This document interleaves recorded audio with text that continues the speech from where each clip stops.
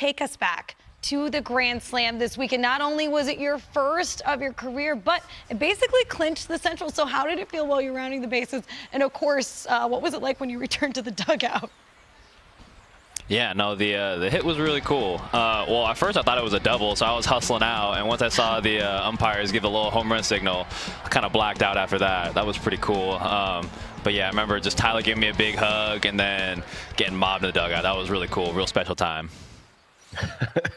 That's got to be amazing. Steven, Rec and I are familiar with this, but my other co-host may not be.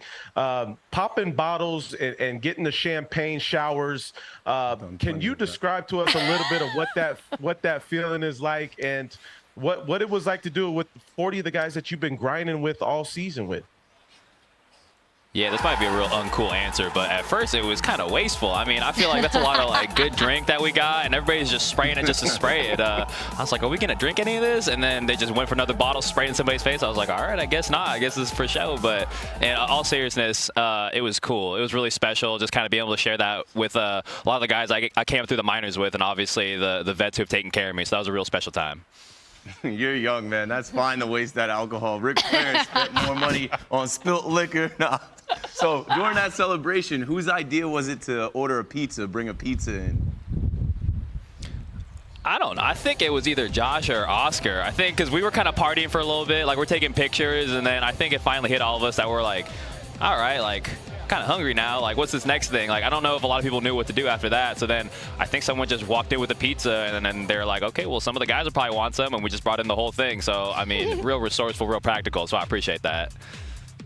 It looks like a great time, and it looked like coming off the plane, you guys had a whole bunch of fans waiting for you. What was that like? That's got to be a really fun time. Yeah, that was crazy. I wasn't expecting any of that. Usually kind of like when we get back, we're all kind of sleepy and kind of just getting ready to go back home, but that kind of revitalized us. Just like coming off the plane, seeing all the fans screaming and such, the Cleveland hot dogs out there waiting for us, that was always fun. So that was a special time for sure. Yeah, speaking of dressing up, the Cleveland hot dogs, for your rookie day, you guys dressed up as convicts. Tell us more about what was going on here, especially in this picture.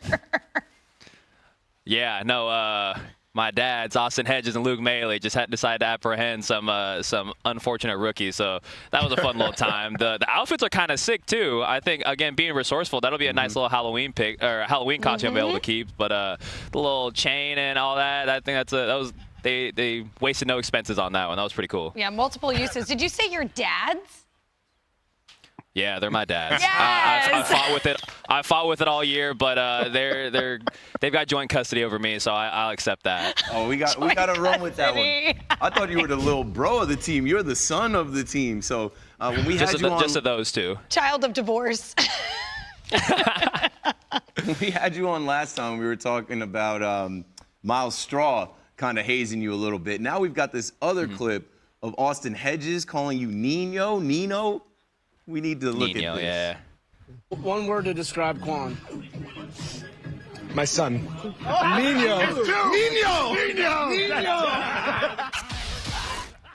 Please fill us in.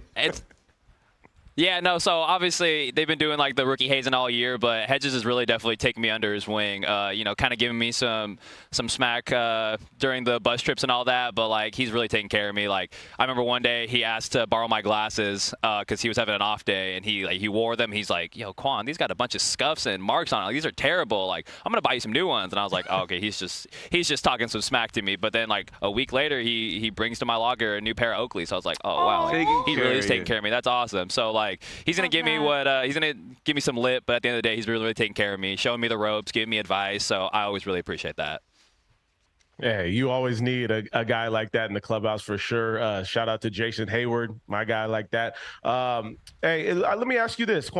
Before the season started, if I would have told you around this time that you would be in the conversation for Rookie of the Year, a front runner for Gold Glove, hit a grand slam and clinch the AL Central, what would you have told me? I mean, I would have definitely said you're just trying to blow smoke at me. That's always really nice words to hear, but I think I've always done a really good job of kind of just maybe hedging my expectations, which may be kind of a toxic trait, but just trying to stay humble and stay low through it all. But I think if somebody told me that, I would never believe them. This is beyond anything I could have ever imagined. This has been a real cool experience so far.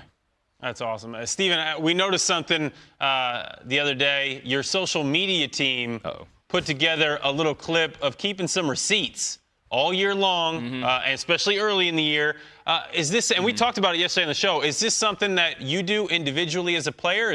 Are there receipts kept somewhere that you're using as motivation? Yeah, I definitely think so. Maybe not with the team in the beginning, just because I didn't know what my role was going to be with the team. Like, I definitely heard the noise, but like internally, I'm thinking, like how much. Well, first of all, they probably know more than I do, and then second of all, like maybe it's true. How much am I going to contribute to the team? It doesn't really matter. But I feel like I'm a guy that keeps the receipts of a lot of things. I think obviously growing up, I've been doubted a lot, kind of discounted. Like always heard that like, oh, he's a good ball player, but he's too small, so kind of thing. So I think that little video that they compiled definitely kind of feeds into like what motivates me, what keeps me going. So I thought that was a cool little thing they put together. I think it's always good to have that chip on your shoulder, especially as an underdog. I've kind of done that throughout the course of my career and my life. I also saw that you've mentioned how meditation has helped you throughout the course of your journey. Tell us a little bit about your practice and how that got started. Yeah, no, that's cool to talk about that. Yeah, I think it really started kind of my freshman year of college. Long story short, I was a terrible ball player. Physically wasn't up to it, and mentally was definitely not there. Like when I was in the batter's box, my heart would just be beating out of my chest. Like I couldn't even see the pitcher. I'd see two pitchers. I tried to take a breath and take a step out of the box, and just nothing was coming to me. So I knew mentally something needed to change. And I had a really good hitting coach at Oregon State, Tyler Graham. He kind of brought me into the mental game. Him and Alan Jaeger and a couple other guys really helped. But kind of what's helped me with it is identifying thoughts that are negative or positive, accepting them for what they are, and then being able to move on. I think a lot of times we kind of internalize negative thoughts but never address them, and that can kind of eat away at you. So just kind of being aware of those thoughts, kind of like as clouds in the sky, just notice that there's a cloud, but always looking for that sunny day, that nice blue sky in the back is really important. So I think that's carried me throughout my career so far. Wow, I love that. Yeah, acknowledging them, letting them pass through, and staying light. I experienced a lot of that when I first started working in live TV, and meditation has been so helpful. So I can definitely relate, and I think all the kids at home appreciate you sharing that with us here on the show. Thank you so much, Steven, and best of luck down the stretch. We cannot wait to see what happens in this wild card series. Yeah, thanks, guys. Appreciate y'all having me. All right, we'll see you later, Bye, my Nino. friend. Bye, Nino. Adios, Nino.